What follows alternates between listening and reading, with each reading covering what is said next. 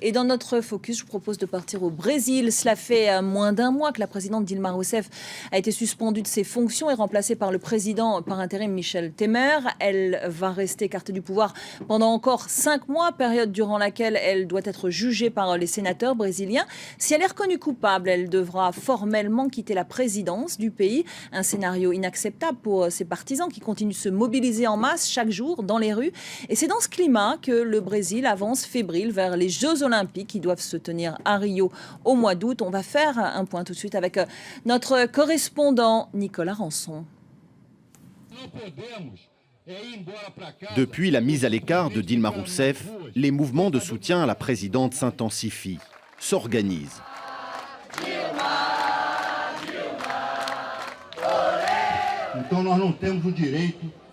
Nous n'avons pas le droit de rester dans nos coins à pleurer.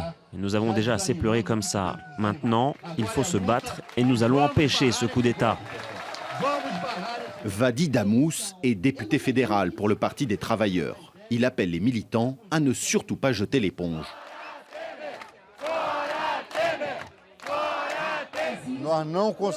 À nos yeux, ils n'ont pas encore triomphé avec leur coup d'État.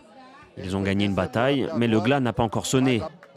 L'épilogue de ce film sera le jour du vote final au Sénat. Et nous allons mobiliser pour que ce coup d'État ne puisse pas avoir lieu au Sénat. Ce soir, sur cette célèbre place de Rio, pas de samba, mais du rock engagé. Tico Santa Cruz est l'un des rares chanteurs à s'être affiché publiquement dès le début contre la destitution de Dilma Rousseff. Nous ne devons pas avoir peur de porter du rouge. Nous ne devons pas avoir peur de dire que nous sommes de gauche. Ne restez plus planqués dans votre coin, il n'y a plus de place dans vos armoires. Alors allez sur Internet et allez faire savoir ce que vous pensez de cette situation. Comme toutes les personnes présentes sur cette place, Tico Santa Cruz dénonce un coup d'État. Je pense que ces mobilisations dans la rue, les facultés, les écoles vont s'intensifier. Il faut profiter de cette période d'absence de la présidente Dilma pour rétablir les liens avec la démocratie. C'est un moment important. C'est une lutte que nous menons tous ensemble. Et ça dépasse le fait d'adhérer ou pas à la politique mise en place par les gouvernements de ces dernières années. La mise en place chaotique du gouvernement Michel Temer, président par intérim, a réveillé le secteur culturel et artistique jusqu'à la muée. Dans tout le Brésil, une trentaine de bâtiments du ministère de la Culture sont occupés, comme ici, dans le centre de Rio de Janeiro.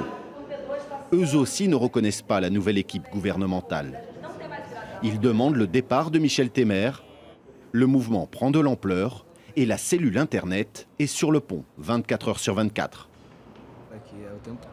Ça ne s'arrête jamais. On répond, on prend contact.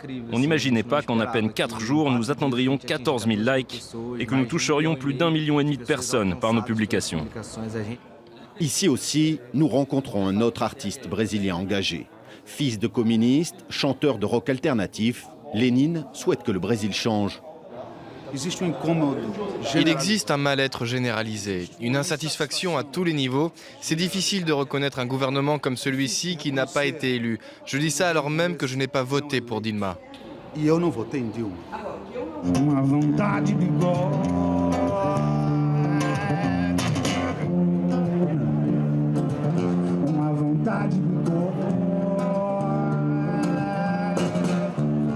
Querendo achar caminho para mundo comum para todos.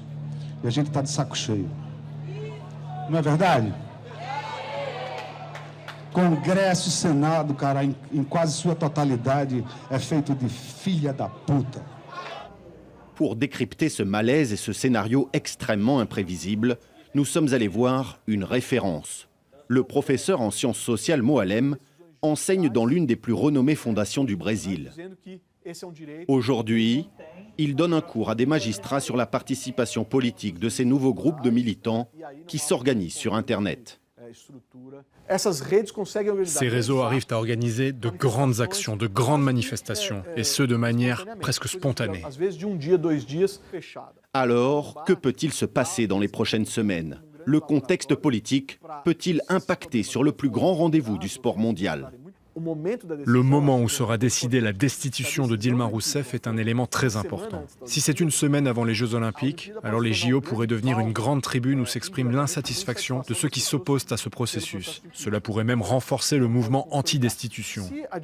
Mais si au contraire Dilma Rousseff est blanchie, eh bien les groupes qui étaient descendus dans la rue pour demander sa destitution pourraient protester de nouveau. Et il se peut que les dates coïncident. Si cette décision a lieu fin juillet ou en août, cela pourrait impacter sur les Jeux et détériorer le climat social. Mais qu'en pensent ceux qui, depuis plus d'un an, se sont mobilisés pour la destitution de la présidente? Nous avons retrouvé certains anciens leaders du mouvement descendant dans la rue. Pour ces libéraux conservateurs, le départ de Dilma Rousseff n'était que la première étape. Ils souhaitent une transition plus radicale. Et le président par intérim Michel Temer est loin de réjouir Thomas Albuquerque. Nous savons bien qu'il est en train de former une équipe compétente. Sur ce point, c'est positif. Mais de là à dire que nous sommes satisfaits, ça, non, jamais. C'est impossible. Nous allons rester vigilants, sinon tout va se poursuivre comme avant. Et dire que la gauche veut faire croire que nous, les libéraux conservateurs, sommes pro-Temer. Mais pour l'amour de Dieu, c'est eux qui ont élu cette équipe. Aujourd'hui, face à cette situation qui ne semble satisfaire réellement personne, beaucoup de Brésiliens souhaitent la tenue d'élections présidentielles anticipées, un scénario qu'il ne faut pas exclure. Mais en attendant, plongé en plein désastre économique, le Brésil monte les ultimes structures pour les Jeux Olympiques. Force est de constater que ce contexte incertain n'est pas idéal pour accueillir le plus grand rendez-vous du sport mondial. Et avec moi sur ce plateau, Olivier Daben, professeur à Sciences Po, président de l'Observatoire politique de l'Amérique latine et des Caraïbes. Merci d'avoir accepté notre invitation. Alors, un climat de corruption généralisé, une économie en souffrance, le Brésil a connu des heures meilleures. Ah oui, on peut le dire. Le Brésil, il y a une dizaine d'années, était encore un pays dont tout le monde parlait. C'était l'étoile des émergents. Eldorado, ouais. Eldorado. Et en quelques années, quelle chute spectaculaire. Oui, le pays est revenu en arrière, loin en arrière. On sent bien aujourd'hui que le pays il est divisé entre les pros, enfin les partisans d'Ilma Rousseff et puis ses détracteurs. Quel est le rapport de force ? Ça, c'est difficile à dire. Si on en juge par les manifestations de rue, il y a clairement des gens qui sont complètement scandalisés par ce qui vient de se passer. C'est pas pour autant d'ailleurs que ce sont des supporters très enthousiastes de la présidente, mais ils défendent la démocratie.